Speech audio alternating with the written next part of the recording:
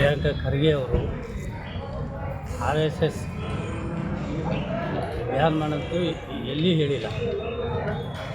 ಹಿಂದೆ 2013 ಜಗದೀಶ್ ಶೆಟ್ಟರ್ ಅವರು CM ಆದಾಗ ಸಚಿವರು CM ಆದಾಗ ಜಗದೀಶ್ ಶೆಟ್ಟರ್ ಅವರು RSS ಕಚೇರಿಗಳಲ್ಲಿ RSS ಅವರು ಯಾವುದೇ ಧಾರ್ಮಿಕ ಸ್ಥಳದಲ್ಲಿ ಶಾಲೆ ಕಾಲೇಜುಗಳಲ್ಲಿ ಪಥಸಂಚಲನೆ ಮಾಡೋದಾಗಲಿ, ಬಡಿಗೆ ಹಿಡಿದು ಓಡಾಡೋದಾಗಲಿ, ನೀವೇನಾದರೂ ಕಾರ್ಯಕ್ರಮ ಮಾಡಬೇಕಾಯ್ತಪ್ಪ ಅಂತಂದರೆ ಸಂಬಂಧಪಟ್ಟ ಇಲಾಖೆಯಿಂದ ಅಥವಾ ಸರ್ಕಾರದಿಂದ ಪರ್ಮಿಷನ್ ತೊಗೋಬೇಕು ಅಂತಕ್ಕಂಥದ್ದು ಮಾತು ಹೇಳಿದ್ದಾರೆ ವಿನಾಂತೂ ಅವರು ಯಾವತ್ತೂ RSS ಬ್ಯಾನ್ ಮಾಡಬೇಕಂತಕ್ಕಂಥದ್ದು ಮಾತು ಕೇಳಿಲ್ಲ.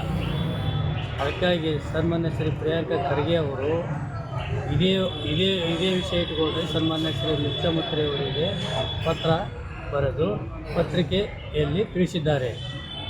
ಪತ್ರಿಕೆಯಲ್ಲಿ ತಿಳಿಸಿದಾಗ ಅವರ ಕುಟುಂಬದ ಸಚಿವರಿಗಾಗಲಿ ಅವರ ಕುಟುಂಬದವರಿಗಾಗಲಿ ಔಚಿ ಶಬ್ದ ಬೈದು ಜೀವ ಬೆದರಿಕೆ ಹಾಕಿರುತ್ತಾರೆ. ಇದೇ RSS ಅವರಲ್ಲಿ ಮನುವಾದಿಗಳು ಸಂವಿಧಾನ ನಂಬುವುದಿಲ್ಲ, ರಾಷ್ಟ್ರ ಧ್ವಜ ನಂಬುವುದಿಲ್ಲ. ಹೀಗಾಗಿ ಸುಪ್ರೀಂ ಕೋರ್ಟಿನ ಸನ್ಮಾನ್ಯ ಶ್ರೀ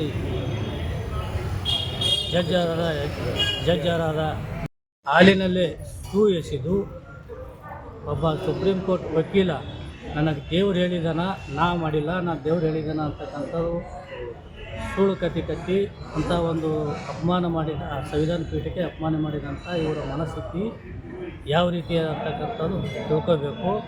ಅದರಂತೆ ಮಧ್ಯಪ್ರದೇಶದ ಹೈಕೋರ್ಟಿನಲ್ಲಿ ಅನಿಲ್ ಮಿಶ್ರಾ ಅಂತಕ್ಕಂಥವು ಒಬ್ಬ ಹೈಕೋರ್ಟ್ ವಕೀಲ ಡಾಕ್ಟರ್ ಬಾಬಾ ಸಾಹೇಬ್ ಅಂಬೇಡ್ಕರ್ ಅವರ ಮೂರ್ತಿ ಅಲ್ಲಿ ಕುಂಡಿಸಬಾರ್ದು, ಇಲ್ಲಿ ಡಾಕ್ಟರ್ ಬಾಬಾ ಸಾಹೇಬ್ ಅಂಬೇಡ್ಕರ್ ಅವರ ಏನು ಸಂವಿಧಾನ ಇದೆ, ಸಂವಿಧಾನವನ್ನು ಬಾಬಾ ಸಾಹೇಬರು ಬರಲಿಲ್ಲ ಅಂತಕ್ಕಂಥದ್ದು ಅಡ್ಡಿಪಡಿಸಿ ಅಟ್ರಾಸಿಟಿ ಕೇಸ್ ರದ್ದು ಮಾಡಿಸ್ಬೇಕು. ಅದಕ್ಕಾಗಿ ಇವರು ಈ ರೀತಿ ಎಲ್ಲ ಹೇಳ್ತಾ ಇದ್ದೇನೆ. ಒಬ್ಬ ವಕೀಲಾಗಿ ಅವರ ನ್ಯಾಯಾಲಯ ಯಾವ ರೀತಿ ಲಾ ಓದಿ ವಕೀಲಾಗೇನೋ ಅಂತಕ್ಕಂಥದ್ದು ನಾವು ಪರಿಸ್ಥಿತಿ ಅರ್ಥ ಮಾಡ್ಕೋಬೇಕು.